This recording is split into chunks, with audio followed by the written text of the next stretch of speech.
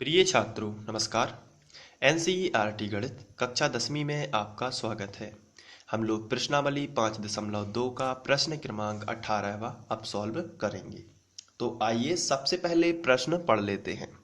इसमें दिया गया है किसी समांतर श्रेणी के चौथे और आठवें पदों का योग 24 है तथा छठे और 10वें पदों का योग 44 है।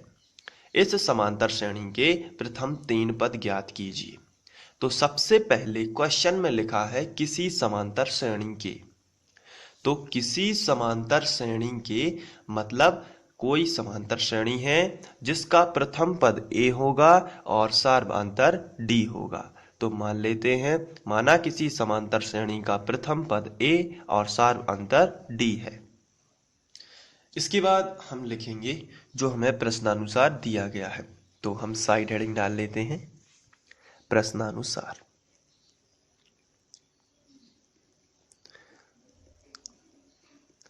और फिर क्वेश्चन पढ़ लेते हैं। क्वेश्चन में दिया गया है आठवें पदों का योग 24, चौथे और आठवें पदों का योग। तो इसके लिए हम समझ लेते हैं। अगर इसको रफ में समझा जाए तो यहां पर यदि हम लिख देते हैं चौथा पद प्लस आठवां पद और दोनों का जो योग है वो हो जाएगा 24। ये है प्रश्नानुसार जो पहली स्थिति उन्होंने कही है, चौथे और आठवें पदों का योग 24 है। तो आपको क्या करना है, पहले आपको चौथा पद लिख देना है, फिर आपको आठवां पद लिख देना है हिंदी में ही, और फिर उसमें प्लस लगा देना है। तो चौथा पद और आठवां पद का योग जो कितना है 24, ज्यों का त्यों। तो चलिए हम वहां पर लिख लेते हैं स्थिति फर्स्ट। तो यहाँ पर स्थिति फर्स्ट में हमने लिखा हुआ है चौथा पद और आठवां पद दोनों का योग 24 है, जो कि प्रश्न में लिखा गया है। अब आप सभी जानते हैं कि चौथा पद जो होता है इसका फॉर्मूला क्या होता है। चौथे पद का फॉर्मूला होता है a प्लस 3d और इसी तरीके से आठवें पद का फॉर्मूला होता है a प्लस 7d बराबर 24। यहाँ पर a और a हम जोड़ लेते हैं तो आ जाएगा 2a और 7d और 3d, टोटल कितने d हो जाएंगे, तो 7 और 3 10, 10d बराबर 24। अब यहाँ पर आप दे रहे हैं कि 2 यहाँ पर है और 2 की टेबल में 10 भी आता है और 24 भी आता है। इसका मतलब पूरे समीकरण में 2 से भाग चला जाएगा। तो हम लिखेंगे पूरे समीकरण में 2 से भाग देने पर। तो चलिए 2 से भाग दे देते हैं। तो यहाँ पर इसको समझ लेते हैं, यहाँ पर लिखा है 2a, यहाँ भी 2 से भाग चला जाएगा। यहाँ पर लिखा है 10d, यहाँ भी 2 से भाग चला जाएगा। और यहाँ पर लिखा है 24, तो इसमें भी 2 से भाग चला जाएगा। 2 और 2 कैंसिल, यहाँ पर 2 पंचे 10 और यहाँ पर 2 बारम 24।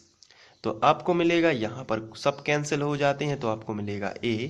तो आप यहाँ पर जाकर लिखोगे a, प्लस लगा है तो प्लस, यहाँ पर 2 पंचे 10 यानी 5 मिला, 5 का गुणा d में तो 5d बराबर, यहाँ पर 2 बारम तो यहाँ पर 12 मिलेगा।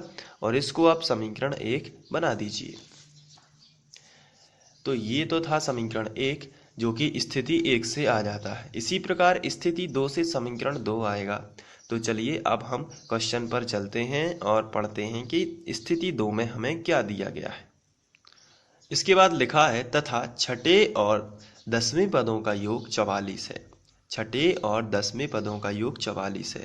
तो छठे यानी कि हो जाएगा, यदि हम इसको समझें तो 6वां पद, या आप लिखोगे इसको दूसरे तरीके से, इस तरीके से 6वां पद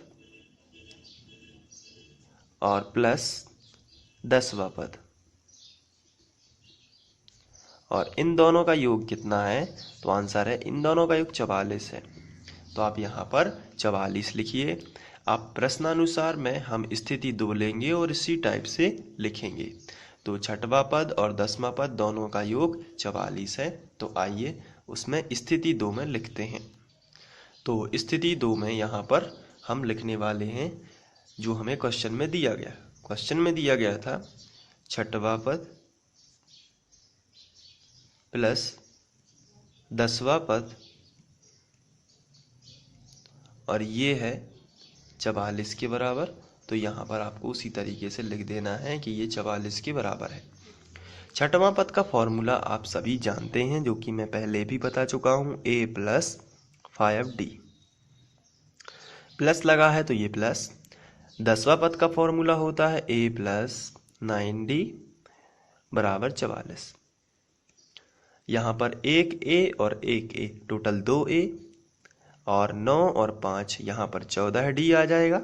9 और 5 आपको जोड़ देना है बराबर 44। तो ये तो जाएगा समीकरण 2। आप चाहें तो 2 से भाग दे सकते हैं और उसके बाद आप समीकरण 2 बनाएंगे। तो चलिए हम 2 से भाग ही दे लेते हैं पहले। तो यहाँ पर आप समझ सकते हैं, पहले लिखा है 2a, इसमें भी 2 से भाग जाएगा। फिर लिखा है 14d, इसमें भी 2 से भाग दे देंगे। और फिर ये लिखा है 44, इसमें भी 2 से भाग दे देंगे। 2 और 2 कैंसिल, तो बचा कितना a। तो यहाँ पर आप लिखोगे a प्लस 2 सत्ते 14, तो 7d बराबर 2 दूनी 4, 2 दूनी 4 यानी 22 दूनी 44। तो यहाँ पर आ जाएगा 22। अब इसको आप समीकरण 2 बना सकते हैं। अब दोनों समीकरणों को यानी समीकरण 1 और समीकरण 2 को साथ साथ लिख लेते हैं। तो यहाँ पर हम लिखेंगे समीकरण 1 व 2 से।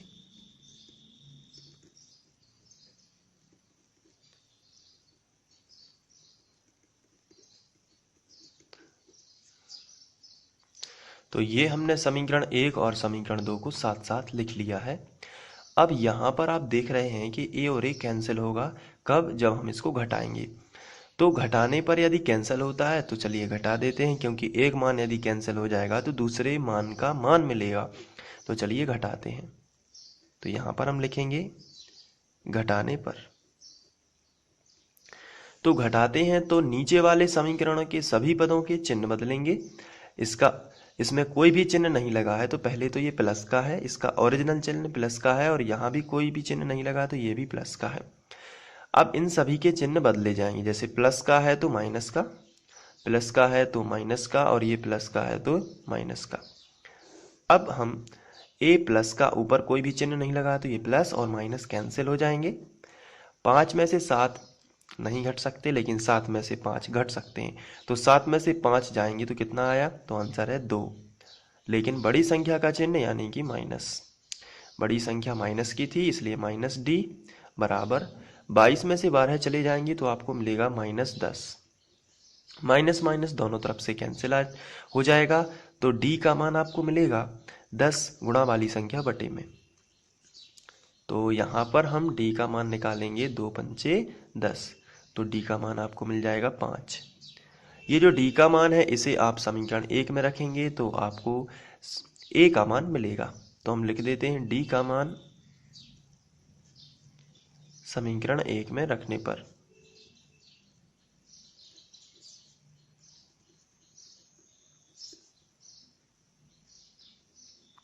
चलिए रख देते हैं।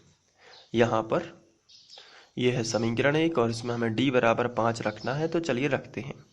तो a ज्यों का त्यों प्लस 5 और d का मान रखना है 5 बराबर 12। तो a प्लस 25 बराबर 12। तो प्लस 25 इस तरफ आ जाएगा तो -25, तो a बराबर 12 माइनस 25। तो a का मान आपको जो मिलेगा -13।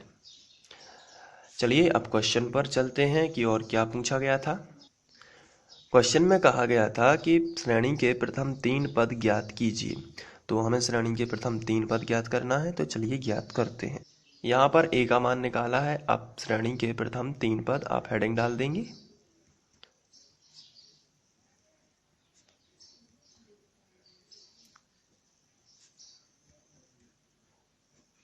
और ये श्रेणी के 3 पद हो जाएंगे a प्लस d और a प्लस 2d। ये 3 पद होते हैं और इसी तरीके से बढ़ता जाएगा a plus 3d a plus 4d। लेकिन हमें 3 पद ही ज्ञात करना है, इसलिए a plus d a plus 2d। a का मान कितना है?